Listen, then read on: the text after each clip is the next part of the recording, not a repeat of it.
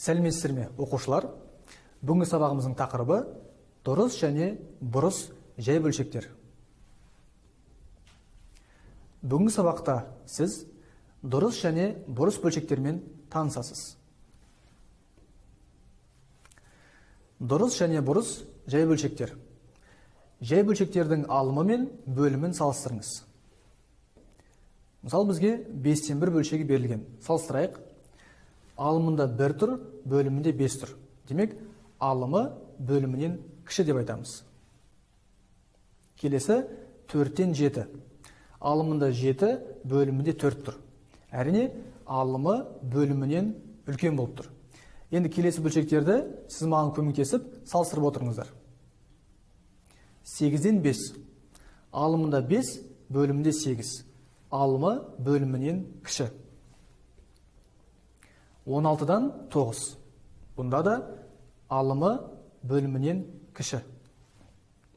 Келесі 32-ден 19. Қалай айтамыз? Алымы бөлімінен кіші. 25-тен 41. Мұқият қараймыз. Бұнда алымы бөлімінен үлкен болып тұр. Соңғы салыстыратын бөлшегіміз бұл 100-ден 255. Бұнда алымы бөлімінен үлкен болып тұр.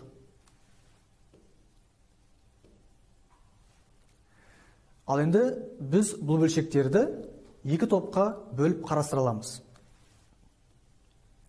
Біз жаңағы салыстырған бөлшектеріміздің ішінен 5-тен 1, 8-ден 5, 16-тан 9 және 32-ден 19 деген бөлшектердің қандай ортақ қасиеті бар? Байқасаңыздар, бұның барлығында алымы бөлімінен кіші болып тұр. Барлығында алымы бөлімінен кіші. Бұндай бөлшектерді біз дұрыс жай бөлшектер деп атаймыз. Ережесін оқиық. Алымы бөлімінен кіші жай бөлшек дұрыс жай бөлшек деп аталады. Ал бағанаға салыстырған бөлшектеріміздің ішінен 4-тен 7, 25-тен 41, 100-ден 255 деген бөлшектер болып еді. Бұлардың ортақ қасиеті қарайық. Алымы бөлімінен үлкен. Барлық жерде алымы бөлімінен үлкен болып тұр. Бұндай бөлшектерді біз бұрыс жай бөлшектер деп атаймыз. Ережесі былай болады. Алымы бөлімінен үлкен, немесе оған тең жай бөлшек бұрыс жай бөлшек деп аталады. Ал енді осы тақырыпты жақынырақ түсіну үшін өмірден мысал келтірейік. Айталық, бізге бір тоқаш берілсін. Осы тоқашты 4 бөлікке бөліп, оның 3-ін жесек. Мен 4 бөліктің 3-ін жедім деп айтамыз. Ал бөлшекпен жазатын болсақ, 4-тен 3 болады. Еске түсірейік, бөлшекте біз айтатынбыз, мына бөлшек сызығының астындағы, яғни бөліміндегі 4, ол барлығы неше тең бөлік бар екенін білдіреді. Ал алымда тұрған 3 маған керек алынады. Яғни мен 3-ін жедім, сонда мен 4-тен 3 деген жай бөлшек түрінде жазамын. Есте сақтаймыз, бөлімі алымнан үлкен болған кезде дұрыс бөлшек деп атаймыз. Есе мұқият сақтайық. Дұрыс бөлшек әрқашан бірден кіші болады. Мысалы, 8-ден 3. Тексерейік, бұл дұрыс бөлшек пе, бұрыс бөлшек пе? Алымы бөлімінен кіші болып тұр, демек бұл дұрыс бөлшек. Енді ережеге сай, кез келген дұрыс бөлшек бірден кіші болады. Оны қалай түсінеміз? Айталық, мен бір кез келген зат, мысалы айтайық, нан болсын, мен нанды 8-ге бөліп, соның 3-ін жедім. Мен бір бүтін нанның барлығын жеген жоқпын ғой. Демек, мен бір наннан азырақ жедім. 8 бөліктің 3-ін ғана жедім. Сонда дұрыс бөлшек әрқашанда бірден кіші болады деген осы екен. Тағы да мысал қарастырайық. 12-ден 7. Мысалы, айталық, бір қарбызды 12-ге бөліп, соның 7 тілімін жедім. Мен бір бүтін қарбыз жеген жоқпын ғой. Мен соны 12-ге бөліп, 7-ін ғана жедім. Демек, 12-ден 7 деген дұрыс бөлшек бірден кіші болып тұр. 19-дан 11. Бұнда да 19 бөліктің 11-і ол бір бүтінге жатпайды. Сондықтан бұл да бірден кіші болады. Және 25-тен 5 деген жай бөлшегім де бірден кіші болады. Осы ережені ұмытпаңыздар.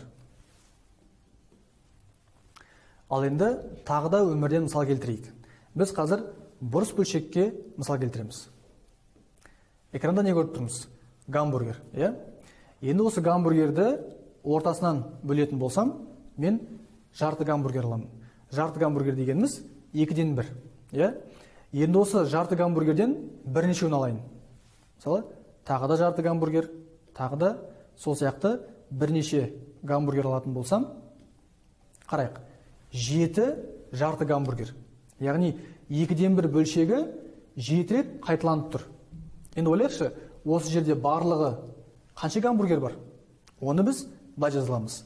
2-ден 1 7 рет қайталанып тұрса, сонда барлығы 2-ден 7 деп жазуға болады. Демек, бұл бізде бұрыс бөлшекті береді. Енді бұрыс бөлшектің дұрыс бөлшектен айырмашылығы, бұрыс бөлшек әрқашанда бірден артық болады. Мысалы, қарайықшы, мына 2 жарты гамбургеріміз бізге 1 гамбургерді береді. Солай ғой. Мына 2 бөлігі қоссақ, тағы да 1 гамбургерді береді. Сонда мына 4 жарты бөлік бізге 2 гамбургер беріп тұр. Тағы да 2 бөлікті қоссақ, 3-ші гамбургер пайда болды. Сонда тағы да жарты гамбургер пайда болды. Сонда қарасақ, бұл жерде 2-ден 7 гамбургер деп тұрғанымыз бұл 3,5 гамбургер екен. Көрдіңіздер ме? 3,5 ол бірден көп. Бұрыс бөлшектің ерекшелігі осында. Балалар, есе мұқият сақтайық. Бұрыс бөлшек әрқашан бірге тең болады, немесе бірден үлкен болады. Жаңа гамбургермен мысалда оған көзіміз жетті. Мысалы, 16-тан 26 бірден көп болады. Ұмытпаймыз, бұрыс бөлшектің ережесі алымы бөлімнен әрқашанда үлкен болады. 34-тен 34. Ереже бойынша біз айттық, тек қана алымы бөлімнен көп болған жағдайда емес, алымы мен бөлімі тең болған кезде де оны бұрыс бөлшек деп атаймыз. Ал 34-ті 34-ке бөлсек 1 шығады. 46-тан 46. Ол да бізге 1-ді береді. Ереже бойынша айттық, бұрыс бөлшек бірге тең болуы да мүмкін, немесе артық болуы мүмкін. Соңғы мысал 34-тен 60. Бұна қарайық. 60 34-тен артық, демек бұрыс бөлшек бірден артық болып тұр. Тағы да есе сақтау керек нәрсе, алымы бөліміне тең жай бөлшектің мәні 1-ге тең болады. Бұны жалпы түрде А-дан А тең болады 1 деп жазады. Мұндағы А 0-ге тең емес. Өйткені 0-ге бөлуге болмайды. Білеміз, Енді қараңыздар, бұл жерде А-дан А деп тұрған формулада алымы да бөлімі де тең болу керек деген сөз. Және еш уақытта А 0-ге тең болмау керек. Себебі санды 0-ге бөлуге болмайды. Мысал қарастырайық. 7-ден 7. Мына формула бойынша алымы да бөлімі де тең болып тұр. Демек ол 1-ге тең. Және бұны тағы қалай түсінсек болады? Біз айтқанбыз, жай бөлшек ол бөлінді түрінде де қарастырылады. Мысалы, 7-тен 7 дегеніміз, ол 7-ні 7-ге бөлем деген сөз. Сонда 1 шығады. Сол сияқты кез келген санмен істеуге болады. 25-тен 25 1-ге тең. Алымы да бөлімі де тең болатын бөлшектер 1-ге тең болады. 19-дан 19 бұнда да 1-ге тең болады. 75-тен 75 бұл да 1-ге тең болады. Тағы да еске саламын, 75-тен 75 деп тұрғанымыз 75-ті 75-ке бөлсем 1 шығады деген сөз. Ал енді тапсырма орындайық. Жай бөлшектердің түрін анықтаңыз. Бірінші 9-дан 3. Бұл дұрыс бөлшек пе, әлде бұрыс бөлшек пе? Тексереміз, ереже бойынша. Алымы бөлімінен кіші болып тұр, демек бұл бізде дұрыс бөлшек. Оны Д деп жазып қояйық. Екінші 33-тен 7.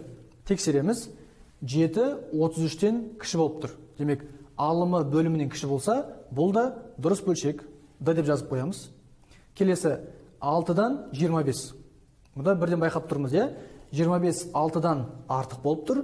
Демек, алымы бөлімінен артық болса, бұл бұрыс бөлшек болады. Б деп жазып қоямыз. Келесі 49-дан 36. Алымы бөлімінен кіші. Әрине бұл дұрыс бөлшек. Сіздерден маған еріп, көмектесіп отырыңыздар. 56-дан 31. Алымы бөлімінен кіші. Бұл да дұрыс бөлшек болады. Келесі 26-дан 48. Алымы бөлімінен артық болып тұр. Демек, бұл бізде бұрыс бөлшек. Жазып қояйық. Келесі 15-тен 67. Алымы бөлімінен артық болып тұр. Демек, бұл бұрыс бөлшек. Келесі 78-ден 15. Алымы бөлімінен кем болып тұр. Демек, бұл бізде дұрыс бөлшек. Соңғы мысал 71-ден 103. Әрине, алымы бөлімінен үлкен болып тұр. Бұл бізде бұрыс бөлшек болады. Осымен балар, бүгінгі сабақта біз дұрыс және бұрыс жай бөлшектермен таныстық, және оларға қатысты тапсырмалар орындадық. Келесі сабақта кездескенше сау болыңыздар.